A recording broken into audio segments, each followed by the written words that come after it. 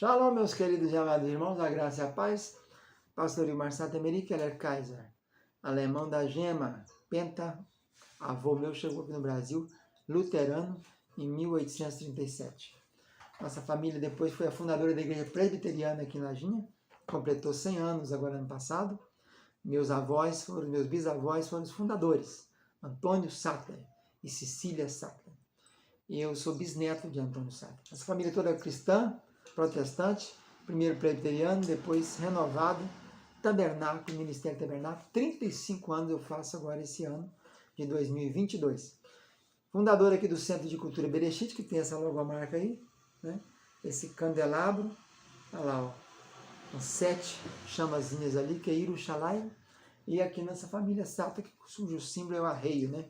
Meu avô, meu pentavô, era fabricante de sela, arreio de cavalo. Estamos estudando a Introdução Bíblica 5, livro de os Evangelhos e Atos. Na hora passada estudamos Mateus, Evangelho de Mateus. Hoje, Evangelho de Marcos. Marcos é o Evangelho escrito para os romanos.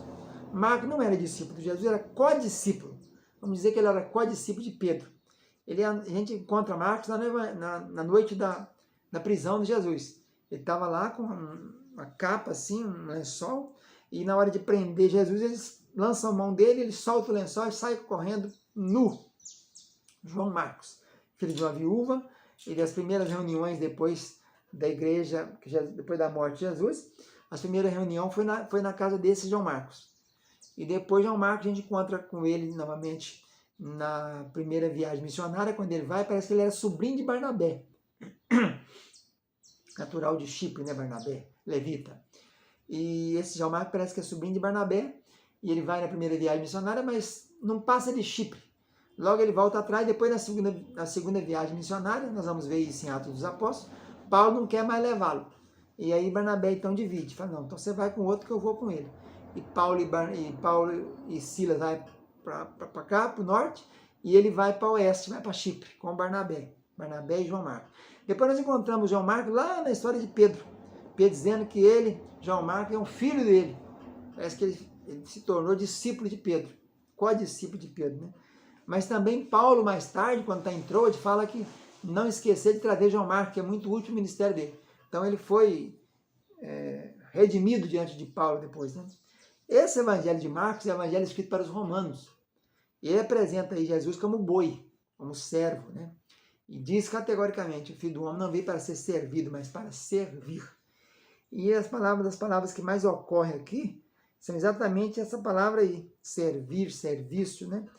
E como ele é um evangelho escrito para os romanos, e os romanos são muito enérgicos, muito rápidos, não gostam de enrolo, gostam de tudo muito prático, é o evangelho que aparece mais a palavra rápido, logo ou imediatamente. Você vai lendo assim, rapidamente entrou na sinagoga tal, imediatamente entrou em tal lugar, repentinamente tal. Então o evangelho de Marcos é o evangelho da rapidez, que o romano era assim.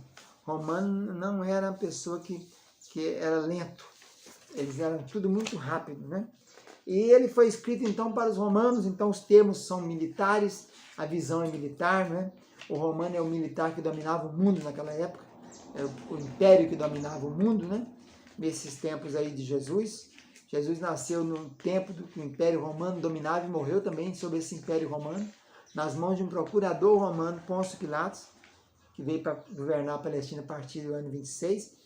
E Herodes o Grande morreu no ano 4 a.C., e o império dele, o governo dele se dividiu entre os filhos dele.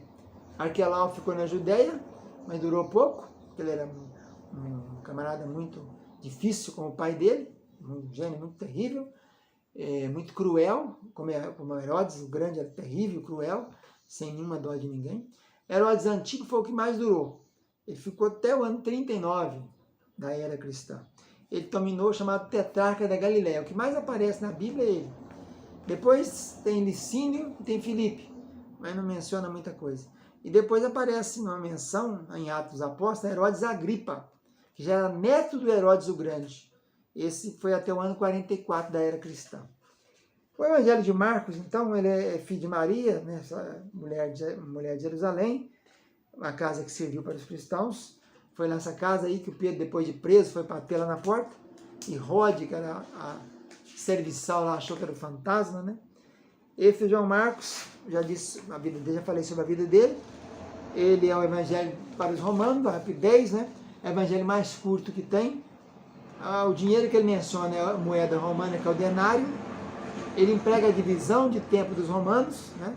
Lembrando que o tempo no Velho Testamento era dividido em 3 vigílias, mas depois os romanos passaram para 4 vigílias, das 18 às 21, né? 18, 19, 21, 21 às 24, de 0 a 3, de 3 a 6, as 4 vigílias. Ele não perde tempo, ele perde tempo explicando os costumes hebraicos, porque ele está escrevendo para gente que não entende nada da cultura hebraica. Então ele demonstra pelo menos que o livro foi escrito para os gentios, porque ele explica os costumes hebraicos. Se fosse escrito para gentio, não precisaria, né? Se fosse escrito para judeu, não precisaria explicar. Não tem referência nenhuma no Antigo Testamento, porque os romanos não estão familiarizados com isso, não interessa esse tipo de coisa, né? É o evangelho da rapidez, e ele contém muita matéria de Mateus e com as pitadas de Pedro, né? É chamado de evangelho de Pedro.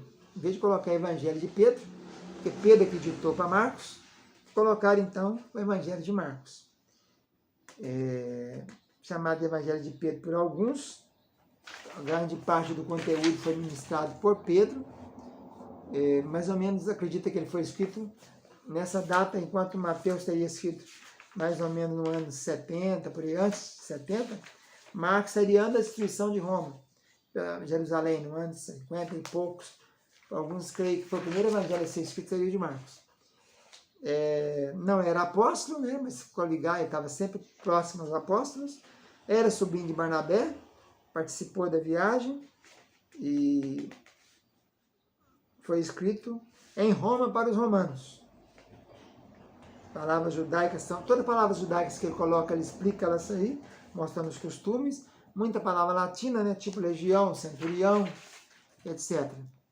E o livro reflete aí bastante a natureza enérgica e impulsiva de Pedro, como cidadão romano, adaptado para cidadão romano, que era um homem de ação, né, polícia militar. E uma questão bastante interessante desse evangelho de Marcos é o final, né, chamada aquele pedaço final de Marcos, a partir do capítulo 16, versículo 9 em diante. Porque muitos textos críticos dizem que não constava no manuscrito original.